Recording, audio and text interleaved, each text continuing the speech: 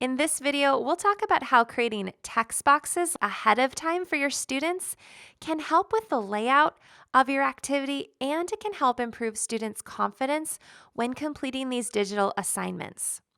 Sometimes students find it difficult to create their own text boxes, especially those primary students, and many times they end up just creating multiple text boxes that get stacked on top of one another, and their text can get buried. So, having them know exactly where to type can really be helpful for them. Text boxes are essentially where you want your students to respond. In this activity, students are working in a collaborative slideshow where they're each going to have their own slide. And I've created the slide here, and then I've just put in text boxes for them so that they know exactly where to type their kindness goals. Another example of having text boxes already created for students is in this graphic organizer. So students will be working on their vocabulary here. They'll insert a topic title. So I've created a text box that says that, and they'll just delete this text and type in their title. Then I've also created a text box in the top of these boxes. I put the word here so students know that that's where their main word will go. And then in the box below, I typed in definition. Again, they can just delete the word definition and type theirs in. In this bottom row, I did not put in those labels, but I did already create the text boxes.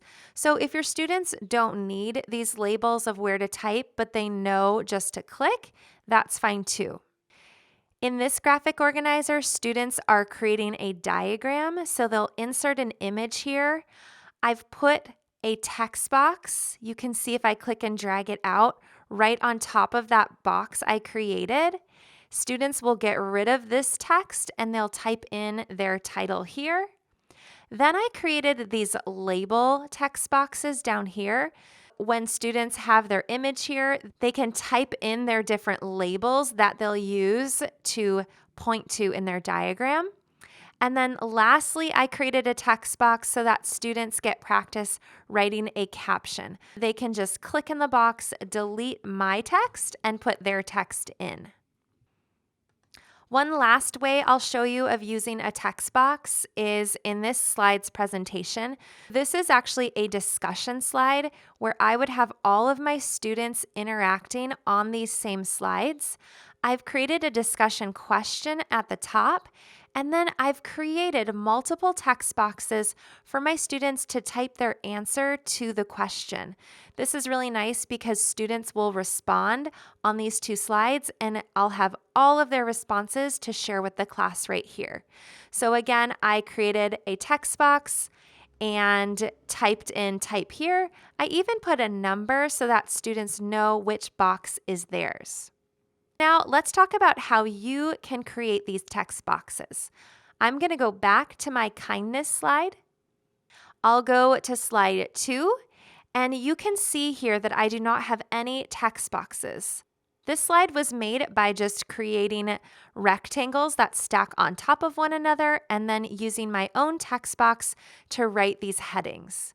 So if I want to put a text box inside of here for my students, I'm going to go up to the text box icon in the toolbar. It's got the T, and when you hover over it, it says text box. I'm going to click it.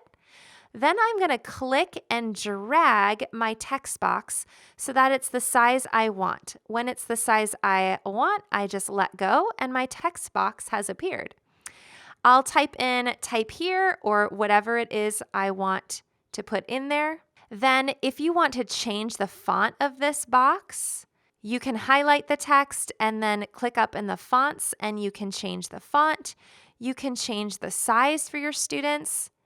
You can also bold it. You can choose from the different options in the toolbar. You can as well change the color of the font. Lots of things you can do with it. Now, after I have made one text box, I can actually just copy and paste this into the other boxes. I'll click on the text box. I'm going to hit Control C for copy on my keyboard, then Control V for paste.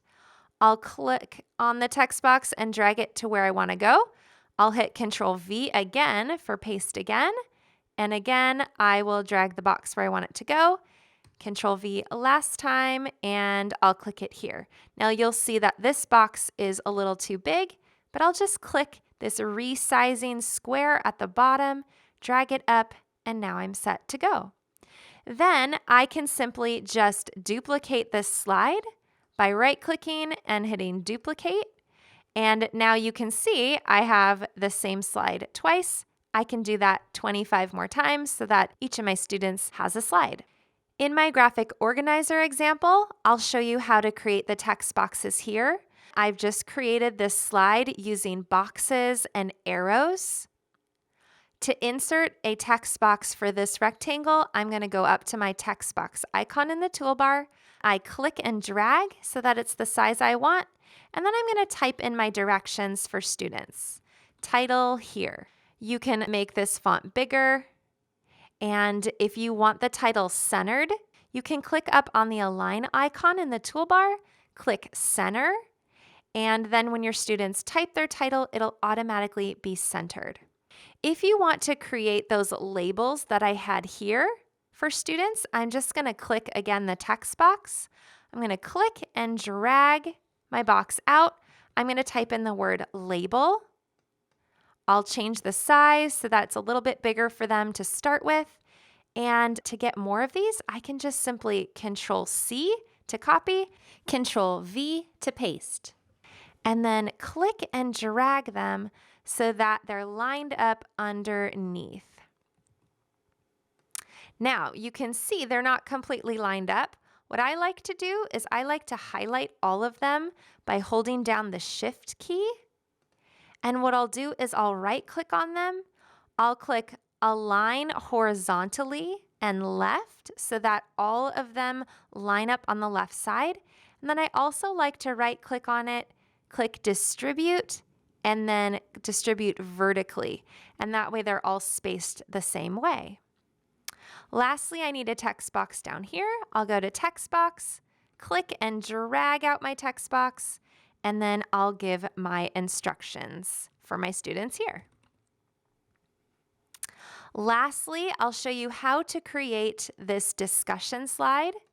So I've created a copy of it here. I've typed my title at the top. Now I'm ready for my text boxes. I'll click the T. I'm going to click and drag it out. I'll write type here. Then what I'll do is I'm going to Control C for copy, Control V for paste, and I will click and drag out about 5 text boxes. If I want to select them all to be the same height, which I obviously need to do, I held down Shift and clicked each one of these. Then I'll right-click. This time I'm going to align them vertically so they're all at the top. And then I'll right-click, distribute horizontally so they're all spaced out really nicely. It looks like I can add one more text box here. So again, I'm just going to copy and paste. Now I'd like to duplicate this row so I can click and drag them all. I'm going to do Control C for copy, Control V for paste, and then I'm going to drag it out and let go. And I like to move it over so it's a little bit more in line. And then I'll hit Control V again and paste. Now, if you want to give your students even more help, you might want to number these each, which can be a little tedious, but it's worth it if your students are new to finding a text box and typing in it.